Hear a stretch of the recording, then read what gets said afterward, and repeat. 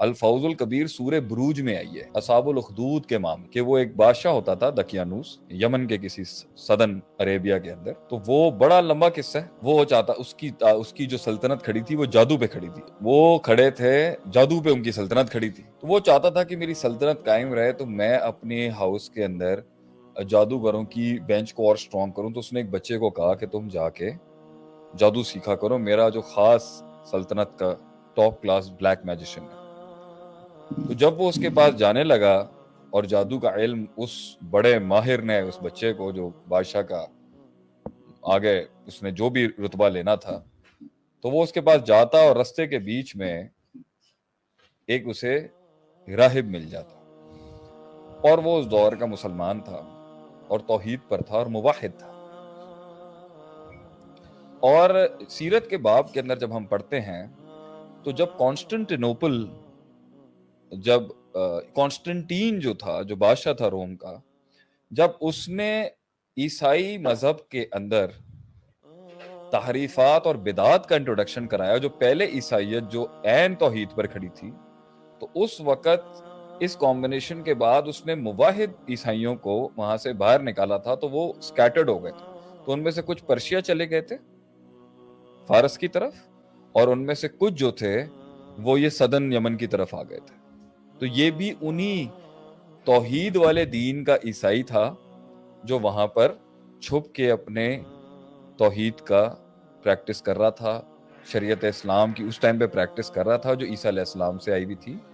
اور اس ٹائم پر they were waiting for the last prophet, وہ آخری الزمان نبی محمد ابن عبداللہ العربی القریشی علیہ الصلوۃ والسلام کی ذات کا انتظار کر رہے تھے. تو وہ کہیں بیٹھا ہوا تھا, بچے کو ایک دن طریق میں وہ مل گیا. جب وہ بچہ اس کے پاس گیا اور بچے نے اس سے تھوڑا علم حاصل کرنا شروع کیا, تو اس راہب نے بھی جو مسلمان تھا, توحید پر تھا, اپنا دین اس کو دینا شروع کیا. تو وہ بچہ ادھر سے علم حاصل کرتا جادوگر کا تو لیٹ ہو جاتا راہب کے پاس, راہب سے علم حاصل کرتا تو لیٹ ہو جاتا جادوگر کے پاس. ان دونوں کو ڈیل کرنے میں, مہلانے میں بھی وہ لیٹ ہو جاتا. تو اس نے ایک دن پوچھا راہب سے کہ میں اس سچویشن سے کیسے نکلوں. اس نے کہا جب تم, تو وہ بہرحال جادوگر کے پاس جاتا تو وہ کہتا مجھے بادشاہ نے روک لیا تھا, بادشاہ کے پاس جاتا تو کہتا مجھے جادوگر نے روک لیا. اور ان دونوں کے بیچ میں جو ٹائم سلاٹ تھی وہ اس کو اس عالم کے پاس وقت گزارتا اور اللہ کا دین سیکھتا.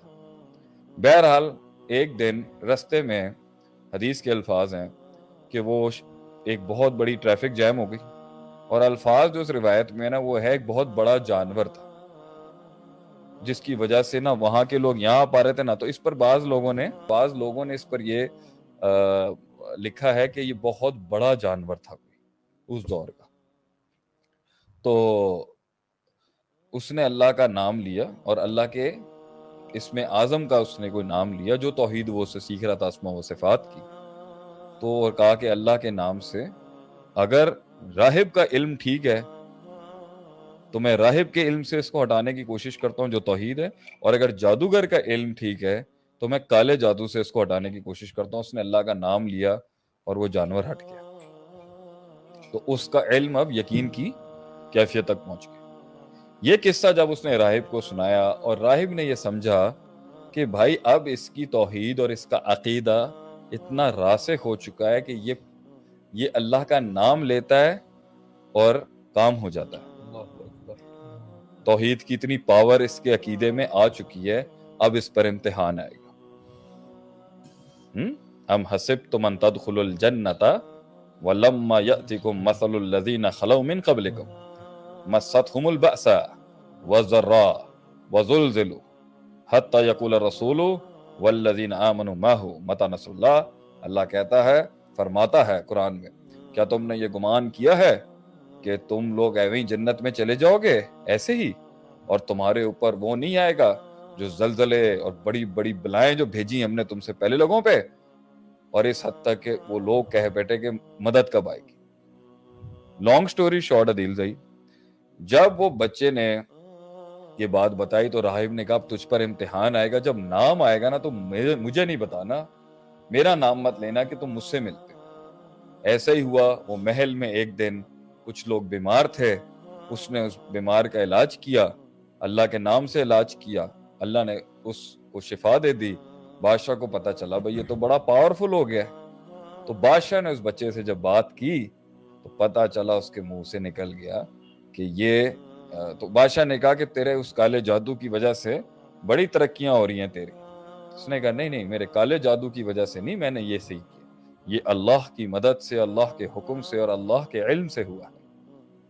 تو جب اس نے اللہ کا نام سنا تو کیونکہ وہ الوہیت اور ربوبیت کا دعویٰ کرا ہوا تھا, وہ کہتا تھا کہ میں خدا ہوں, اور اللہ اور اسلام کا نام لینا وہاں پر ناجائز تھا, حرام تھا, تو اس نے اس بچے کے اوپر 3 قتل کی اٹیمپٹس کی. ایک دفعہ فوج کے ساتھ بھیجا کہ اسے پہاڑ سے پھینکنے کی کوشش کرو. تو اس نے اس ٹائم پر وہ دعا پڑھی جو میں سب کو یہاں سکھانا بھی چاہوں گا آج کے آپ کے سیشن میں. جب وہ پہنچا اس نے ایسی دعا کی, آپ اگر یہ پڑھ دیں گے تو بڑے سے بڑے طوفان بھی مسلمانوں کے اوپر ٹل سکتے ہیں. اللہم اکفنیہم بما شئت, اے اللہ تو کافی ہو جا جتنا تیرے مطابق ہے, جو تو چاہتا ہے. جب اس نے اللہ پر بات رکھ دی, جیسے حسبنا اللہ و نعم الوکیل وہاں پر ابراہیم علیہ السلام نے کیا تھا, تو وہ آگ ٹھنڈی ہو گئی, یہاں پر پہاڑ ہلا, فوج مر گئی ساری, یہ واپس آ گیا. دوسرا وفد بھیجا, دوسرے وفد کے اندر وہ سمندر میں لے کے گئے اس کو ڈبانے کے لیے.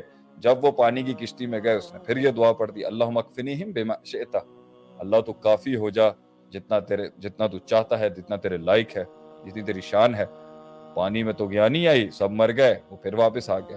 تو جب اس بچے کو نہ مار سکا وہ بادشاہ, اور اتنا ڈیسپریٹ ہوا اور ولنریبل ہوا, اور اب اس کا عقیدہ بھی ٹوٹ گیا اور اس کا یقین بھی ٹوٹ گیا, تو اس نے ڈیسپریشن میں بچے نے کہا میں تجھے بتا سکتا ہوں تو نے مجھے کیسے مارنا ہے, لیکن شرط یہ ہے کہ ایک میدان کے اندر تو یہ کام کرے گا, اور اس پہاڑ اور اس درخت کے نیچے یا ٹیلے کے اوپر میں جہاں پر بھی ہوں گا وہاں پر میں کھڑا ہو جاؤں گا, اور ساری قوم کو تو نے بلانا ہے, میں تجھے میرے قتل کا فارمولا دے دوں گا.